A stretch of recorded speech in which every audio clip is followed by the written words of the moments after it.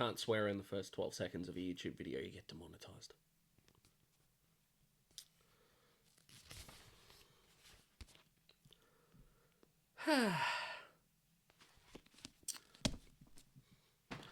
What the fuck just happened at Adelaide Oval?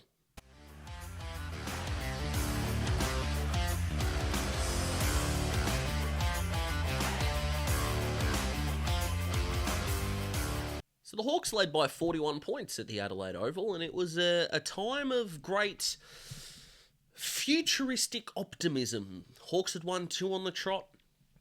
They were going beautifully away from home, had played the conditions really well, played fast, flowing, attacking football, and put a top 8 team to the sword. And then the margin was 28 points at three-quarter time. That's okay. Wet conditions. That's okay. Until you kick one behind to 4-6 in the last quarter. Yeah. So, how does this happen? Well, are Port Adelaide a better team? Yes, they are. They just are.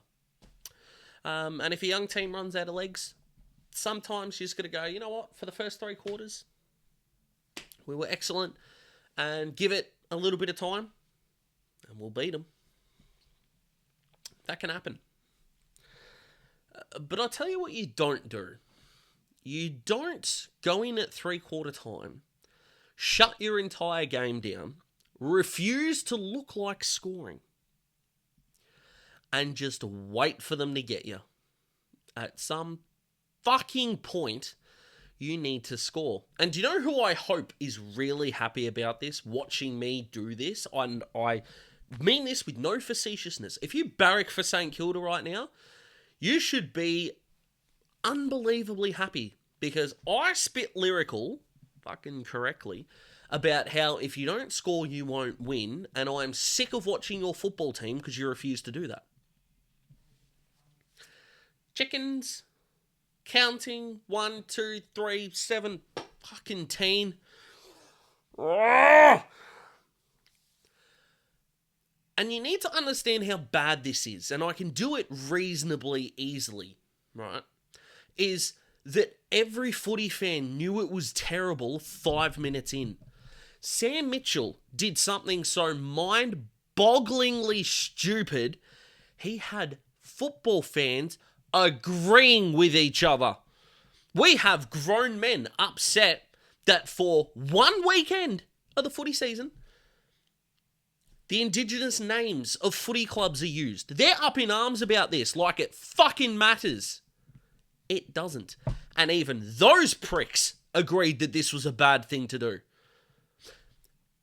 Do you understand how incompetent at your job you have to be that anyone who works in or outside of your industry know you're fucked up?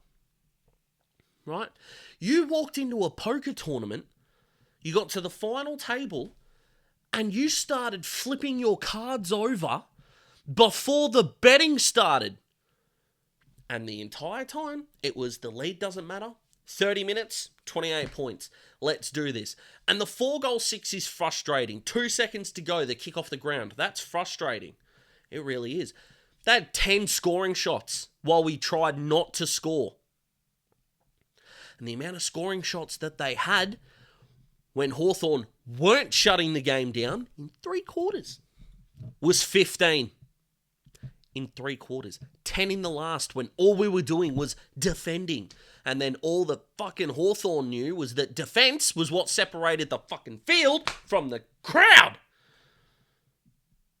But no. Hawthorn went, you know what? We are going to celebrate a different aspect of war. We've had Anzac Day. And we love Anzac Day. But you know what we're going to do? We're going to pay tribute to the French. Because we're winning. The war is just about over. And we're going to fucking surrender for no reason. And for your war historians, yes, I don't know why France surrendered, but they did, and that's hilarious to me. I think a lot of the frustration is the fact that it was a point. It shouldn't have been. If Port kicks 6-4 instead of 4-6, they win by 2 goals. If they kick 8-2 instead of 4-6, which they probably should, in fact, expected scoring had them 7-3. If they kick 7-3 instead of 4-6, they win this game by 16 points. The fact they kicked inaccurately actually weirdly kept them in the game. Because if they had got in front with 4 minutes to go, do you know what Hawthorn would have done? Attacked!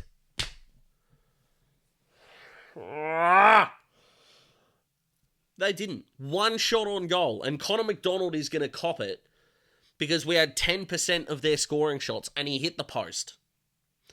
And look, he missed the goal against Collingwood as well.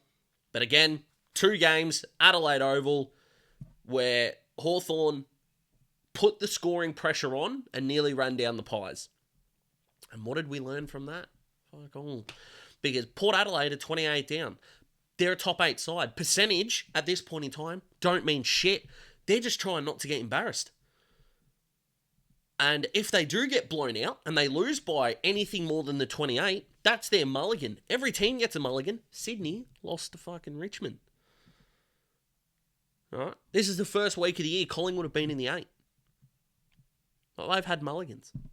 We all get them. Was theirs against the Giants? Potentially. Have I forgotten who's beaten Collingwood this year because I'm too pissed off? Absolutely. But it's so bad and it makes no sense. And I haven't watched Sam Mitchell's press conference yet. I don't actually think he can give an answer that will give it any sort of sense. And the assistant coaches deserve blame, and everyone that said to this playing group, you know how you're young and exciting and put all this score on the board and did everything right to win the game? You're going to stop doing that and go down back. And who was exposed in the last quarter? The youngsters. Josh Weddle had a good third quarter, playing as more of a lockdown defender because Sicily and Scrimshaw weren't there. And he looked lost because he wasn't allowed to dash at all. Whereas guys like Carl Amon and Sam Frost's last quarter was probably the best quarter I've ever seen him play. And he's been better than you think this year. But the youngsters, Connor McDonald didn't really do a lot because he didn't know how to. John Newcomb panicked like we haven't seen him panic before. Lloyd Meek ran out of gas, and when Charlie Dixon wanted to wrestle, why wasn't Marbior Chol put in there as the second ruck to try and get some athleticism in there, jump away from Dixon and use his arms, and, could Meek go forward, rest, it was small ball, it was the rain, Cole Shadir was making contests.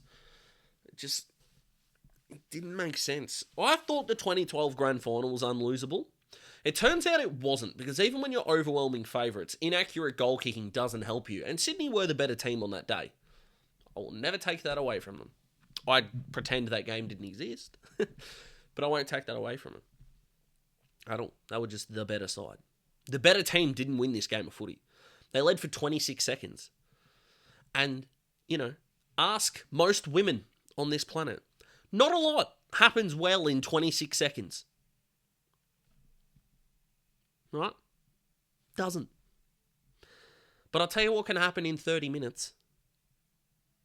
And that is losing confidence. That is losing the plot. What does this loss do for the future? At least when Hawthorn were really shit in Clarko's early years, the game plan deliberately didn't change if the Hawks were getting smacked because he knew it was the right way. Going against the brand. Hawthorn went against their brand. Ball movement. Forward territory, locking it in. They didn't do that. It was a cataclysmic fucking fail and the most embarrassing loss since the mid-90s game against the Brisbane fucking Bears where Hawthorn stood in the shade.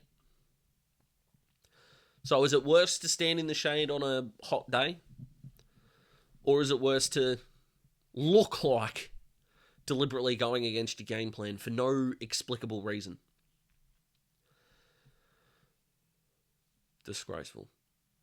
It's so bad, and it made no sense. Jai Sarong down back looked lost.